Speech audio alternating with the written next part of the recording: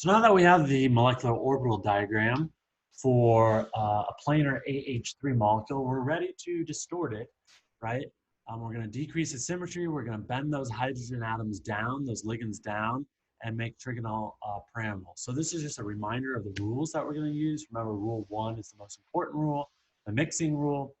Rule 2 talks about central atom, ligand, Al bonding and anti-bonding interactions. Rule 3 is the least important rule, talks about ligand to ligand bonding and anti-bonding interactions. So there's our diagram that we got last time. And the first thing I'm going to just do to make this easier, because we're going to be bringing down the atoms, the hydrogen atoms, it's a little hard with the way this is drawn. You can see right here, the z-axis is going in and out of the paper, and we're going to actually want to be bringing down those hydrogen atoms down in Z, right, to make the pyramidal structure.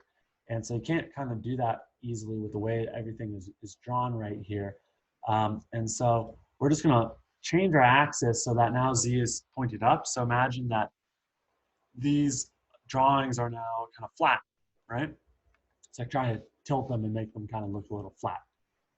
Okay, so we have all our symmetries here. Everything is good. Now we can go ahead and start distorting. So we're going to bring down these hydrogen atoms. What's going to happen? They're all spheres here. So just like our first molecular orbital last time when we were doing the linear Walsh diagram to bend, all we're going to have is rule 3. You know, rule 2 is not in play here because we have a bunch of spheres. And so if you move a sphere, you know, 2 spheres are overlapping like this and you move it down, you still have the same amount of overlap. Spheres aren't directional in their bonding. But you have brought these 3 hydrogen ligands closer to one another. And since they have the same sign, they're all light-colored molecular portions of the molecular orbital, that's going to increase bonding slightly by rule 3. And so the distorted one is going to be more symmetric. Now, again, how did I get this A1 here?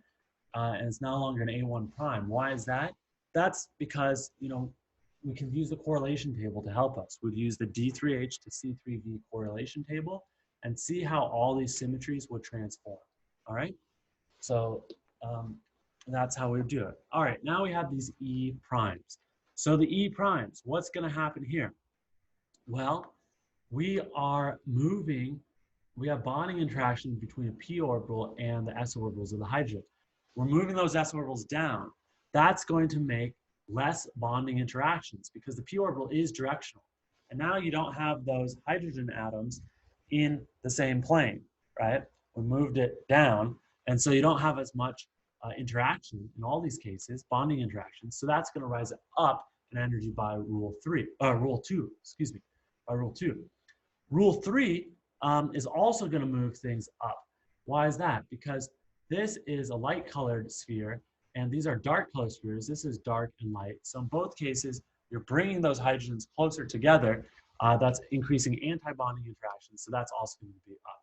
Now, rule 2 is more important than rule 3, but they both are working in concert here in the same direction.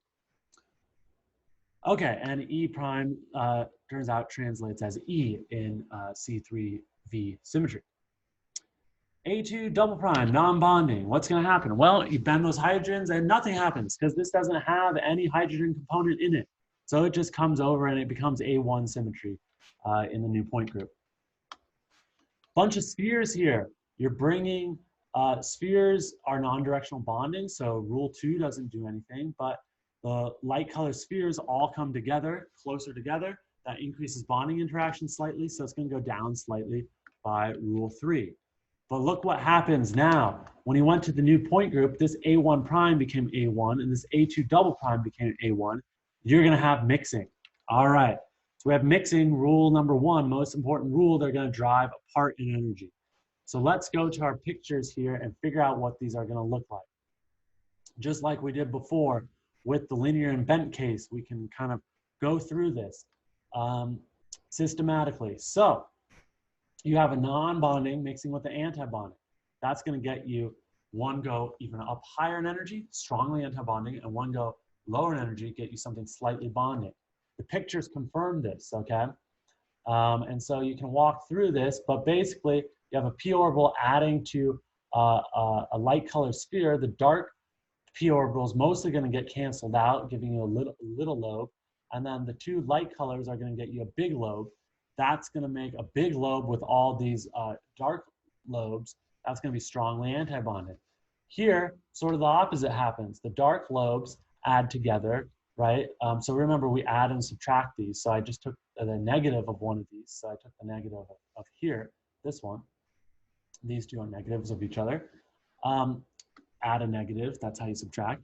And so when you do that, the dark lobe and the dark sphere make one big dark lobe, and the light lobe and the dark sphere mostly cancel each other out, so you get a light lobe. So you have a region of light here that's bonding interactions, but it's a very small lobe, so it's only slightly bonding. So that picture makes sense. So there we go. This one is driven up. We put our majorly anti-bonding orbital there, and then our non-bonding now became slightly bonding, or you could call it non-bonding. I mean, it really doesn't matter what you call it for your diagram, right? And so it's coming down there. Last one is the E prime star. That becomes E star, and let's think about what happens. You have anti-bonding interactions here that are fairly strong, they're directional, and now you've moved those hydrogens down. That made less of an anti-bonding interaction, so less anti-bonding interaction will stabilize it when you move off axis, so down by rule 2. Rule 3 will move these, move the energy down, right? Because, sorry, we'll move the energy up because you've brought these hydrogens of opposite shading here closer to one another. That's an anti-bonding interaction, but rule 2 is more important than rule 3, so the downtrend works, and overall, that's going to cause this MO to go down. So there's our Walsh diagram, and we got it. And you just got to pay attention for mixing. That's kind of the tricky one, right? And also the most important factor. So in the next video, we do the fun part, and we get to look at different structures and populate them, populate the Walsh diagrams and make predictions about which structure should be most stable.